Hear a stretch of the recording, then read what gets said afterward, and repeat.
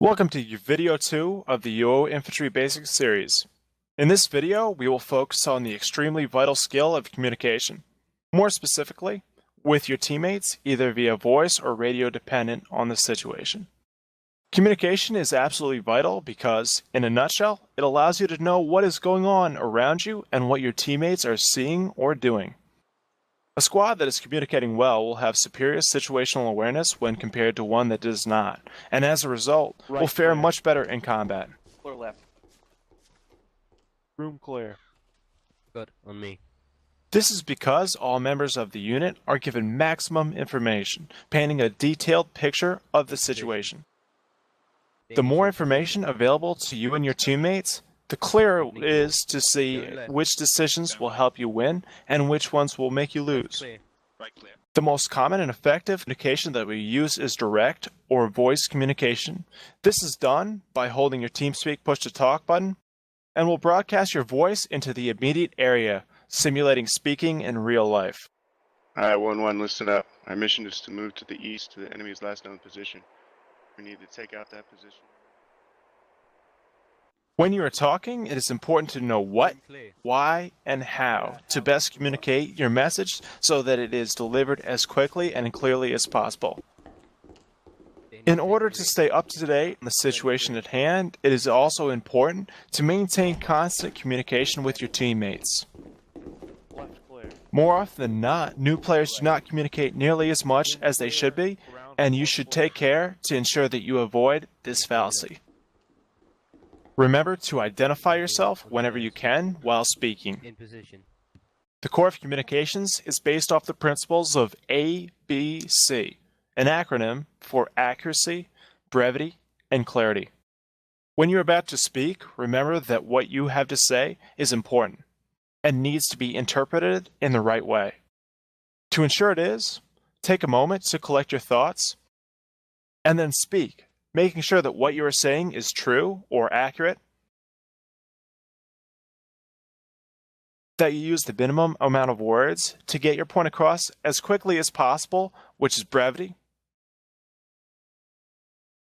and then you speak loudly and clearly enough to be understood the first time, clarity. Additionally, you can adjust just how far your voice projects by assigning a direct talk button in the options menu. Once you have done this, holding that button and using the scroll wheel will allow you to adjust the speaking distance as needed. And this is extremely useful for staying undetected by using a lower level or easily understood by using a higher level. Often, you will find yourself switching through these levels to adjust for different situations.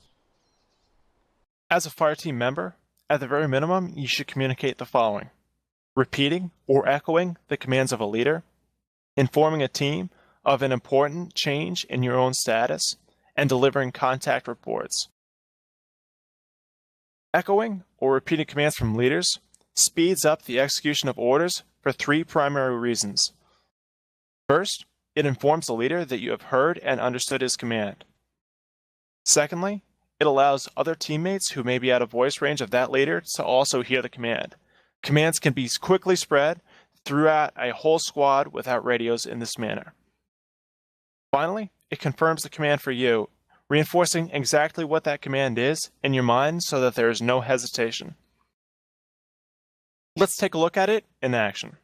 Team, prepare to move north, jogging pace. Prepare to move north, jogging pace. Moving. Moving. Did you see how quickly and seamlessly that team moved? Echoing commands helps to alleviate confusion, and the end result is that you waste less time trying to sort out boggled orders and more time in the thick of the action. Moving on, there are a number of important changes to your own status that you need to inform your teammates of when they happen. These include: I'm hit. anytime you are hit or injured, anything that prevents you from immediately firing your weapon in dangerous situations, such as CQB. It is important to let your teammates know whenever you are injured or cannot immediately use your weapon because they are counting on you to protect them. If you get shot, there's a chance you may pass out, and that would mean that your individual sector is uncovered and enemies may come through it, shooting your teammates in the back. Similarly, if you're reloading your weapon or preparing a hand grenade, you can't immediately shoot an enemy that you see, and teammates need to know this so that they can adjust accordingly. We've saved the best for last, and that is the contact report. Contact reports are one of the most important bits of information that you can give on the battlefield. Informing your teammates that you see enemy forces in the quickest way possible can make the difference between victory and defeat. The key of making contact reports is using the 3 Ds: direction from you, distance, and description. A contact report is intended to quickly inform and orient the squad to the general direction of enemies. Speed is key here, so use rough terms when giving a contact report. For direction, it is important to use basic directions such as left-right or the cardinal directions of north-south, east, and west. This allows the squad to orient themselves in the direction of the enemy in the quickest time possible. A common mistake is to use more complicated directions, such as a compass bearing, for a direction, as fumbling with the compass slows people's reaction times down. There's a time and a place for compass directions, but it is not here.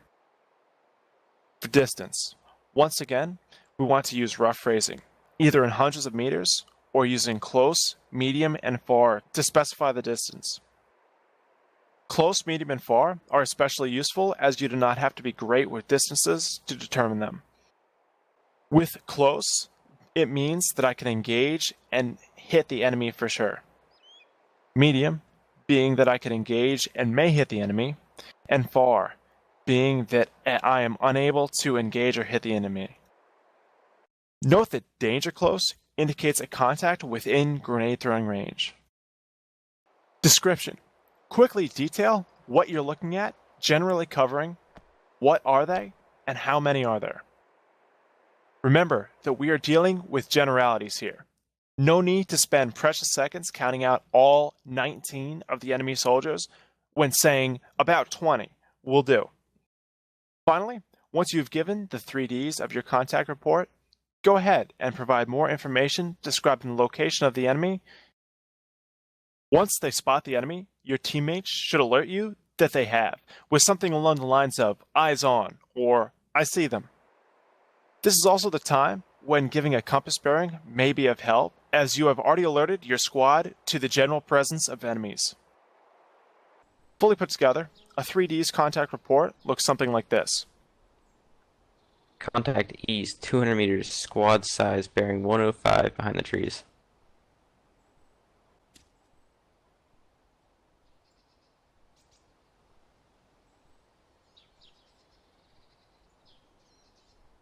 Eyes on enemy contact. Our final topic will be radio communications, and more specifically, radio etiquette. Radios allow us to communicate over farther distances at the expense of losing the sense of location and identity of the speaker. Additionally, and probably the biggest issue that radios present, is that only one person can speak on them at a time. 6 is 2 enemy. Contact on the Okay, I've got a clear comms, I can't hear a thing. 2, go ahead. This means that even if you have something really important to say, you cannot say it until the person currently talking has finished. In regards to all that, radio communication follows the same procedures as regular communications, with a couple of adjustments to account for the inherent issues it presents. When you're deciding between either speaking directly or using a radio, consider the following.